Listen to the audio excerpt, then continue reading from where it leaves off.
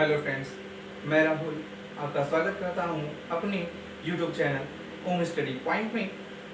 जैसा कि पिछले वीडियो में हमने पढ़ा था कोशिका क्या होती है, कोशिका की खोज किसने की और कोशिका कितने प्रकार के होते हैं। तो वहां पर हम लोगों ने पढ़ा था कि कोशिकाएं दो प्रकार की होती हैं, एक प्रोकैरियोटिक कोशिका और एक यूकैरियोटिक कोशिका। प्रोकैरियोटिक कोशिका और यूकैरियोटिक कोशिका के बारे में बताया गया था कि सबसे पहले बात करें प्रोकैरियोटिक कोशिका के बारे में। तो प्रोकैरियोटिक कोशिका के बारे में बताया गया था कि ऐसी कोशिकाएं जिनमें केंद्रक अनुपस्थित होते हैं उन्हें प्रोकैरियोटिक कोशिका कहा जाता है। और इसके एग्जाम्पल के रूप में बताया गया था आपको ब्लू ग्रीन एल्गी, बैक्टीरिया और माइकोप्लाज्मा इत्यादि। और दूसरा है क्या, यूकैरियोटिक कोशिका। यूकैरियोटिक कोशिका किसे कहेंगे, ऐसी कोशिका जिनमें सत प्रकार का केंद्रक यानी केंद्रक उपस्थित हो उन्हें यूकैरियोटिक कोशिका कहा जाता है। तो कल के वीडियो में हम लोगों ने पढ़ा था वही कोशिका के प्रकार, तो उसी कोशिका के प्रकार में से एक प्रकार को हम लोग यहाँ पर विस्तृत रूप में पढ़ेंगे। सबसे पहले प्रकार को पढ़ते हैं हम लोग जो है एक प्रोकैरियोटिक कोशिका, जिसमें हम एक बैक्टीरियल सेल की संरचना के बारे में भी पढ़ेंगे। तो ये स्टार्ट करते हैं वीडियो को। पहला क्या है भाई, प्रोकैरियोटिक कोशिका, जिसे असीम केंद्र की कोशिका भी कहा जाता है। अब असीम केंद्र की बारे में हम लोग कल बात किए थे कि असीम केंद्र की मतलब ऐसी कोशिका जिनमें केंद्रक अनुपस्थित होता है उन्हें असीम केंद्र की या प्रोकैरियोटिक कोशिका कहा जाता है। अब एक प्रोकैरियोटिक कोशिका की संरचना के बारे में बात कर रहे हैं तो देखते हैं क्या है भाई, एक बैक्टीरियल सेल यानी कि एक जीवाणु कोशिका के बारे में बात करनी है हमें। तो जीवाणु कोशिका कैसी होती है, कितना इसका आकार होता है, सबसे बड़ी जीवाणु कोशिका का नाम क्या है, सबसे छोटी जीवाणु कोशिका का नाम क्या है, ठीक है, ये करता क्या है, ये गमन कैसे करता है, ये श्वसन कैसे करता है, ये अपनी क्या कहते हैं भाई जनन की प्रक्रिया इसमें कैसे होती है, इन सभी के बारे में हम लोग बात करेंगे। तो आइए वीडियो को स्टार्ट करते हैं एक बैक्टीरियल सेल से।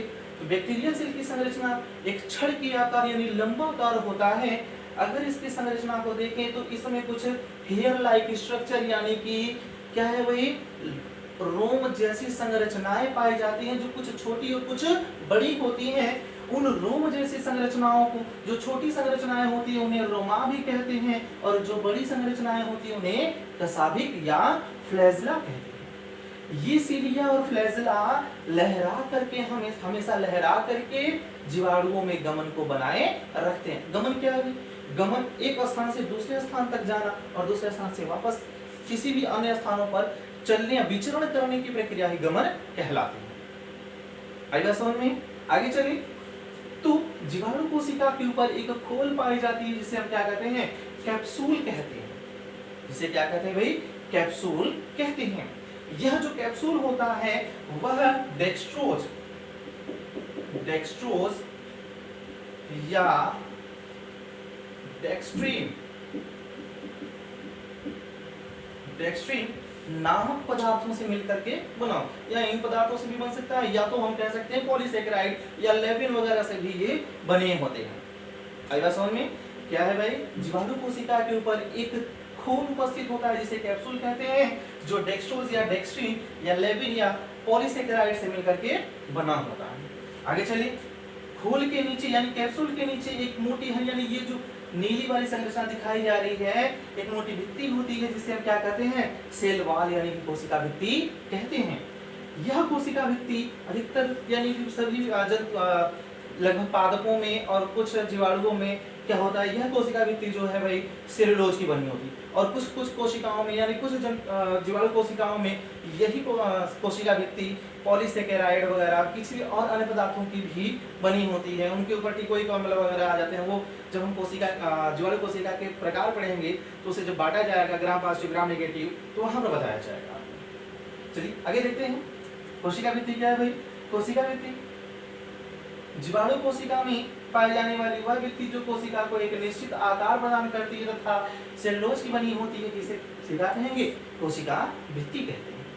कोशिका भित्ति के नीचे चले, ये जो लाल वाली संरचना दिखाई जा रही है हम लोगों को, यह क्या है भाई, कोशिका भित्ति के नीचे एक पतली या महीन आवरण संरचना, आवरण जैसी या झिल्ली नुमा संरचना पाई जाती है जिसे हम क्या कहते हैं, प्लाज्मा मेम्ब्रेन यानी कि जीव द्रव्य कला कहते हैं। यह जीव द्रव्य कला करता है क्या है, यह जीव द्रव्य कला कोशिका के अंदर उपस्थित समस्त तरल पदार्थों को एक निश्चित घेरे में रखने का कार्य करता है। ठीक वैसे ही जैसे अगर हम क्या कर लें, एक गुब्बारे में पानी को भर लें, तो पानी क्या है, एक गुब्बारे के अंदर होता है, तो ठीक वही कार्य करता है यहाँ पर जीव द्रव्य कला। ठीक है, तो जीव द्रव्य कला क्या है भाई, वह कला जो जीव द्रव्य को एक निश्चित घेरे में रखने का कार्य करती है, उसे क्या कहेंगे, जीव द्रव्य कला कहते हैं। और उसके बाद क्या है भाई, जीव द्रव्य कला के अंदर उपस्थित तरल पदार्थ या कोशिका के अंदर उपस्थित तरल पदार्थ क्या कहलाएगा, प्रोटोप्लाज्म या जीव द्रव्य कहलाता है। आया समझ में, क्या है भाई, कोशिका के अंदर उपस्थित तरल पदार्थ क्या कहलाता है, प्रोटोप्लाज्म या जीव द्रव्य कहलाता है। इस जीव द्रव्य को सबसे पहले किसने देखा था, 1772 में देखा था कार्टी ने। अभी जब यूकेरियोटिक कोशिका पढ़ाएंगे आप लोगों को, तो हमें जीव द्रव्य की प्रकृति और जीव द्रव्य की खोज और उन्हें जीव द्रव्य को क्या क्या किन किन नामों से जाना जाता है उसके बारे में आपको बताया जाएगा। आई बात समझ में, आगे चलिए देखते हैं। अब इस जीव द्रव्य के बारे में एक चीज और यहाँ पर बता दें कि यह जो जीव द्रव्य होता है, यह किसी भी कोशिका का जीवन का भौतिक आधार होता है। जीवन का भौतिक आधार क्यों कहा जा रहा है इसे, क्योंकि इसमें जीवन की जितनी भी प्रक्रियाएं होती हैं इसी के अंदर संपन्न होती हैं, इसीलिए इस जीव द्रव्य को जीवन का भौतिक आधार कहा जाता है। अगर किसी कोशिका के अंदर यही जीव द्रव्य नहीं हो तो वह एक मृत कोशिका कहलाएगी, जिसकी खोज किसने की थी, रॉबर्ट हुक ने 1665 ईस्वी में। याद है आप लोग, आई बात समझ में, आगे चलते हैं।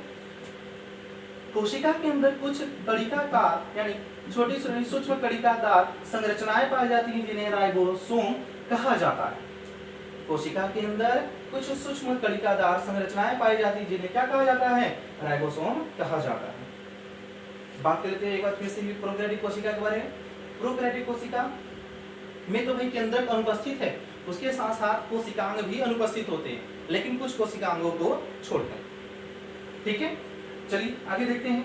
अब यह राइबोसोम करता क्या है भाई, यह राइबोसोम प्रोटीन का निर्माण करता है, यानी प्रोटीन का संश्लेषण करता है। इसलिए इस राइबोसोम को कोशिका में प्रोटीन की फैक्ट्री, भाई फैक्ट्री का मतलब ही होता है निर्माण करता है कि नहीं। जैसे हम लोग क्या करते हैं, आइसक्रीम फैक्ट्री में आइसक्रीम का निर्माण होता है, उसी तरह से कोशिका में किसका, जब राइबोसोम का निर्माण हो रहा है, राइबोसोम क्या कर रहा है, प्रोटीन का निर्माण कर रहा है, तो इस राइबोसोम को हम किसकी फैक्ट्री कह सकते हैं, प्रोटीन की फैक्ट्री कह सकते हैं ना। ठीक, आई बात समझ में, आगे चलते हैं। अगला क्या है भाई, मेसोसोम।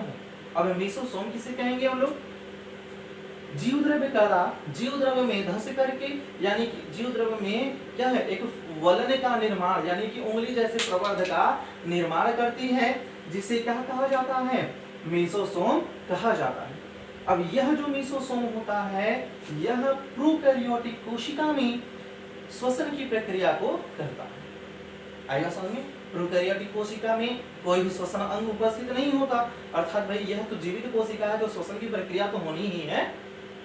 अगर जीवित कोशिका ना होती तो श्वसन की प्रक्रिया भी ना होती, लेकिन जीवित कोशिका है तो इसमें श्वसन की प्रक्रिया भी तो होनी ही है। तो श्वसन की प्रक्रिया को करेगा कौन, जीव द्रव्य कला जीव द्रव्य में धंस करके उंगली जैसे प्रवर्धका या उंगली जैसे उभार का निर्माण करती है, जिसे क्या कहते हैं, मेसोसोम कहते हैं। यही मेसोसोम करता है क्या भाई, श्वसन की प्रक्रिया के द्वारा ऊर्जा का उत्पादन भी करता है।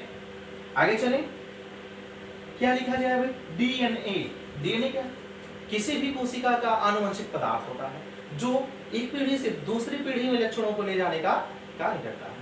उसके बाद क्या है भाई, प्लाज्मिड यानी संवाहक है। संवाहक किसे कहेंगे, आनुवंशिक पदार्थ के अलावा कोशिका में एक अनानुवंशिक यानी कि जिस पर कोई भी आनुवंशिक लक्षण नहीं होता है, उसे प्लाज्मिड या संवाहक कहा जाता है। दूसरे शब्दों में भी कह सकते हैं हम इसे कि वह पदार्थ जो आनुवंशिक लक्षण या आनुवंशिक पदार्थों को एक जीव से दूसरे जीव में ले जाने का कार्य करता है, उसे क्या कहेंगे, संवाहक कहा जाता है।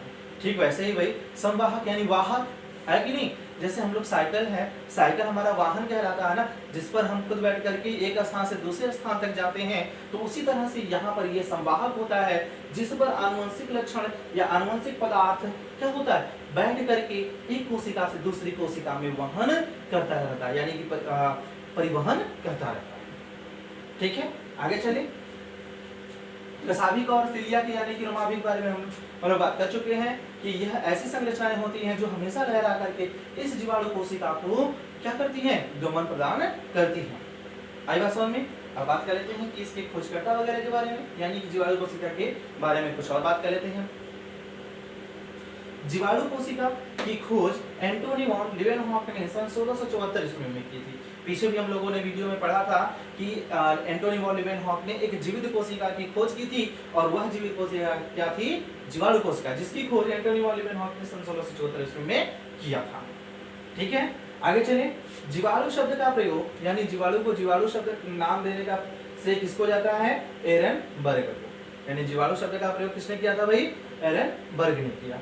उसके बाद है जीवाणु विज्ञान का जनक एवी लीवेनहॉक। एवी लीवेनहॉक का मतलब क्या है भाई, एंटोनी वॉन लीवेनहॉक, यानी कि जीवाणुओं के बारे में सबसे अधिक अध्ययन एंटोनी वॉन लीवेनहॉक ने किया था, इसलिए जीवाणु विज्ञान का जनक भी एंटोनी वॉन लीवेनहॉक को ही कहा जाता है।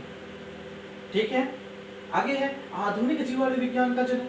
आधुनिक यानी कि मॉडर्न बैक्टीरियोलॉजिस्ट किसे कहा जाता है, तो कहा जाता है रॉबर्ट कोच को। रॉबर्ट कोच को क्यों कहा जाता है, क्योंकि रॉबर्ट कोच ने जीवाणुओं का कृत्रिम संवर्धन किया, यानी कि कृत्रिम रूप से प्राप्त किया था, इसलिए इन्हें क्या कहा जाता है, आधुनिक जीवाणु विज्ञान का जनक कहा जाता है। बात करें जीवाणु के आकार वगैरह की, तो जीवाणुओं का जो आकार होता है लगभग 60 माइक्रोन तक हो सकता है। आई बात समझ में, जीवाणुओं का आकार लगभग 60 माइक्रोन तक की लंबाई का हो सकता है। सबसे छोटा जीवाणु डाइएलिस्टर न्यूमोसिंटिसिस नामक जीवाणु है, जिसका आकार बहुत ही छोटा होता है। और सबसे बड़ा जो जीवाणु है वह कौन है भाई, सबसे बड़ा जीवाणु जो है वह है आपका बेजियाटोवा मिराबिलिस। आई बात समझ में, सबसे छोटा जीवाणु डाइएलिस्टर न्यूमोसिंटिसिस, और सबसे बड़ा जो जीवाणु है वह है बेजियाटोवा मिराबिलिस। जीवाणु के बारे में इतना ही। अब पढ़ेंगे हम लोग एक यूकैरियोटिक कोशिका के बारे में, जो आपको नेक्स्ट वीडियो में मिलेगा। तो तब तक के लिए धन्यवाद। अगर आपको हमारा वीडियो अच्छा लगे तो प्लीज़ इसे लाइक, शेयर, कमेंट और सब्सक्राइब करना ना भूलें। धन्यवाद।